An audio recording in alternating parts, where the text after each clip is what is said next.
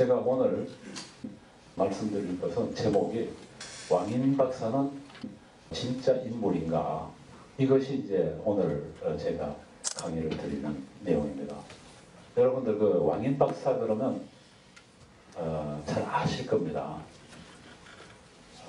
이 초등학교, 중학교, 고등학교 또 이제 공무원 시험에도 이게 나오고 왕인 박사는 한국에서 일본의 문화를 전해주는 사람으로 해갖고 대표적인 문화 콘텐츠의 인물로 되어 있습니다.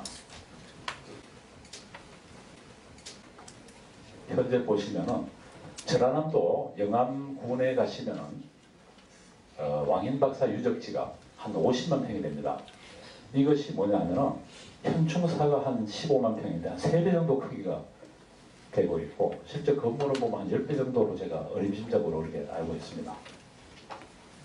그리고 해마다 4월이 되면 왕인문화축제라 해갖고 거창하게 축제 이루어지고 그 앞에 이제 포구가 있는데 거기에 상대포로 이제 일본으로 떠나는 장면, 고사를 지내고 배를 타고 이런 축제가 거창하게 이제 행해지고 이게 이제 우리나라의 전체 일본의 문화를 전해준 한국의 위대한 인물을 해갖고 이제 왕인 박사가 뜨고 있습니다.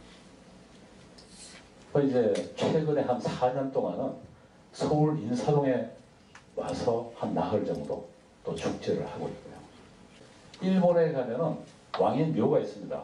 히라카타 시가 있어요. 오사카 옆에. 근데 여기 보면 서울의 모 초등학생들이 일본 왕인 묘에 참배를 하고 있습니다.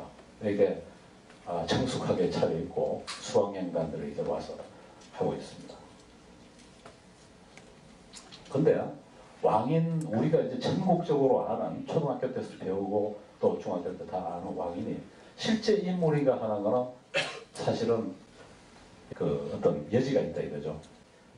일제 50년간의 왕인을 띄우기 위해서 국가 차원의 프로젝트가 3차례 있었습니다. 그게 뭐냐면은 합방 16년 전, 그러니까 일본이 한국을 삼키기 전에 이 사람들이 왕인을 갖다가 일본 사람들이 한국 사람들한테 교육 캐릭터, 한국 식민지를 16년 뒤에 이제 점령할 때 어떻게 다스릴까 하는 걸 갖다 염두에 두고 왕인을 대대적으로 띄운 것이 3차례가 됩니다. 그 16년 전에 한 번 있었고, 그 다음에 1930년 정도 있다가 27년에 한 번 있었고, 그리고 중일전쟁 한창일 때, 그리고 태평양 전쟁이 일어나기 1년 전입니다. 이때 또 한 차례 대대적으로 띄운 적이 있습니다.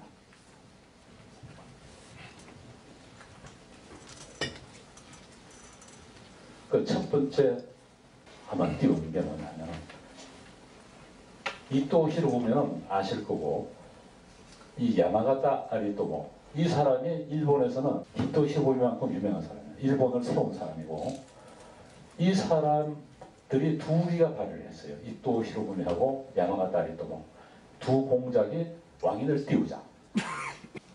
이 사람이 뭐 했냐면 청일전쟁 때 조선 주둔 사령관으로 한반도를 힘쓰고 지나간 사람이에요. 러일전쟁 때 또 참모총장이 됐고, 이 가츠라 데라우치와 더불어 한일 합방을 주도했던 일본에서는 유명한 제국주의자입니다. 그리고 세계적으로 거물입니다. 이 사람 둘이서 왕인묘 확대 정화공사를 발의를 했고, 이 사람이 을사보호조약하고 한일 합방은 이 사람이 이제 수상으로 있을 때 실제적으로 대한제국을 멸망을 주도한 겁니다. 이 사람이 가츠라타를 해갖고 가츠라테부터 미략을 맺었고 을사조약을 성사한. 이 사람도 보면 청일전쟁 때 제3사단장으로 황해도 동북연안에서부터 중국 요령성으로 진격해가고 일본에서는 위대한 군인으로 들어가고 총리 대신을 3차례 역임을 한 사람입니다. 이런 사람들이 16년 전에 이미 왕인을 한번 대대적으로 띄워보자. 왜? 조선인 교육의 모델로 만든다. 이때 1차 프로젝트에 보면 후원자들이 메이지 유신의 거물들이 다 집합하고 있어요. 야마가타, 가스라, 뭐 하여튼 해군 대장, 총리, 뭐 총리 대신 이런 조선 통감 이런 사람들이 대규모로 참가해갖고 전 국가적인 차원에서 이 왕인을 띄운 겁니다.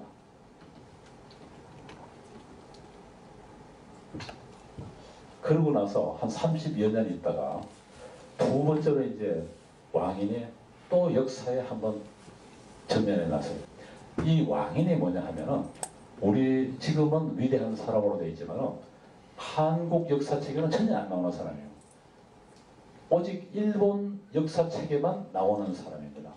근데 한국 사람들이 왕인을 처음 접한 게 일제가 들어오면서 침공하면서부터 왕인이 이제 우리나라 역사에 전면적으로 등장하게 되고 위인으로 되는 그런 겁니다. 그 이제 아까 1차 국가적인 프로젝트가 한 번 있었고 두 번째 또 거국적인 프로젝트가 한 번 있었어요. 이때 이제 프로젝트가 뭐냐면은 왕인 신사 봉찬회라 해갖고 동경에서 결성이 되고 이 사람들이 30년에 이제 어떤 뭐 신사 만들고 뭐 하는 어떤 공사를 지내고 하는 장면입니다. 근데 여기서 눈여겨볼 게 이때 회장이 오가사와라 백장이지만은 실제로 움직인 사람은 여기 보시면은 우치다 요헤이라 해갖고 이 사람이 일본 우익의 거물입니다. 이 사람이 두 번째 이제 왕인 신사 왕인을 조선인을 위해서 대대적으로 띄운 이제 두 번째 프로젝트의 주역이 이 우치다 요헤이 이 사람입니다. 그리고 여기 있는 사람들은 이제 뭐 육군 대장이나 무슨 뭐 대신을 해서 있고 우리가 일본 우익에 대해서 보통 뭐 이야기는 많이 들어보셨겠지만 실제로 한국 사람들이 일본 우익에 대해서는 잘 모릅니다. 어떤 단순한 어떤 폭력 조직 이걸 넘어가고 이 사람들은 일본 국가로 움직이는 사람들이었어요. 실제로 이 테러 단체고 여기 이 도야마 미쓰루의 고문을 맡고 있는데 이 민황후를 시해한 사람이에요. 현양사 총수. 그리고 이 흥룡회가 이걸 이끄는 우치다 요헤이로 보고 있습니다. 그래갖고 2차 대전이 끝나면서 일본 우익이 이제 그 미군 점령 당국으로부터 이제 불법 해갖고 해산돼 버렸는데 아직도 남아있죠. 근데 이 사람들의 실제로의 어떤 영향력은 우리가 상상하기 힘들 정도로 거대했습니다. 이 사람의 손문이거든요. 여기 동경에 왔을 때 여기 우치다 요헤이 이런 사람들이 다 돈을 대주고 손문이 신의 혁명을 일으킬 때 어떤 전체적인 각을 짜주고 프레임을 짜준 사람들이 이 일본 우익들입니다. 그리고 여기 장개석이잖아요.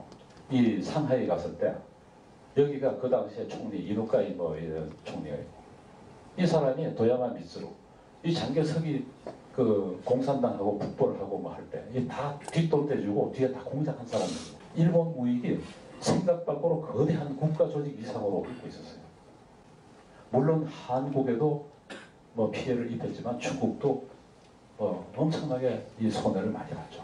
그 중국 사람들이 이 블로그가 있는데 음모와 폭력의 상징 일본 흥룡회 여기 키워드가 보면 분류가 역사 뭐 사실돼 있고 흥룡회 손중산의 손문입니다. 획책 우익 이 암살로 돼 있어요. 이 키워드가 일본에서는 이제 흥룡회 일본 우익은 이 핵심 업종이 되는 게 이제 암살, 테러 이런 겁니다. 두 번째 왕인 신사 봉찬회 이 했을 때 또 왕인을 한번 띄우자. 근데 이 사람들이 왕인을 존경해서 그런 건 아니잖아요. 여기 보면 깊은 음모가 뭐냐면 조선 사람들을 좀 교육을 시켜야 되겠다. 거기에 왕인을 이용한 겁니다.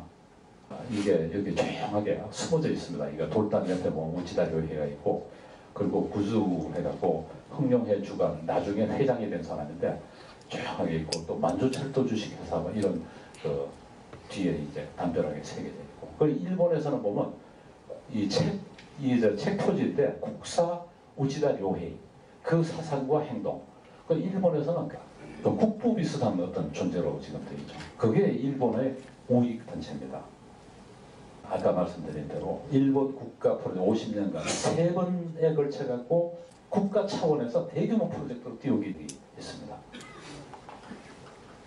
이때 이제 보면 이 조선 후학 조선인 후학 유림 대표 축사가 있습니다. 왕연을 하면 그 비석을 세우면서 그 핵심이 뭐냐니까 왕인이 일본 천황한테 충성을 다 했는데 우리 조선 사람인 우리가 이런 훌륭한 사람이 있는 것도 모르니까 너무 부끄럽게 생겼다. 이것이 이제 왕인 띄운 내용입니다. 이때 수상으로 고노에 이제 호미마루라는 사람이 있고 조선 총독이 미나미 지로라 해가지고 전범 재판에서 라이프지 이제 기자가 찍은 겁니다. 근데 여기 재밌는 한 가지 사실이 뭐냐면은 230명의 이제 후원자가 있어요. 여기서부터 쭉 보면은 한 20명이 모두 다 공작, 백작, 후작, 자작, 남작 이렇게 돼요. 이 미나미 지로가 이 36번째 올라있더라. 이게 미나미 지로가 누구냐면 이때 총독이에요. 후원자면 36번째. 근데 이 총독이 옛날에 얼마나 높았나 하면은 옛날에 일제 때 일반 경찰 순사만 해도 울던 애가 그냥 뚝 그치잖아요. 그 일반 경찰들이 한 두석 달은 재판 없이 구금을 할 수 있었어요.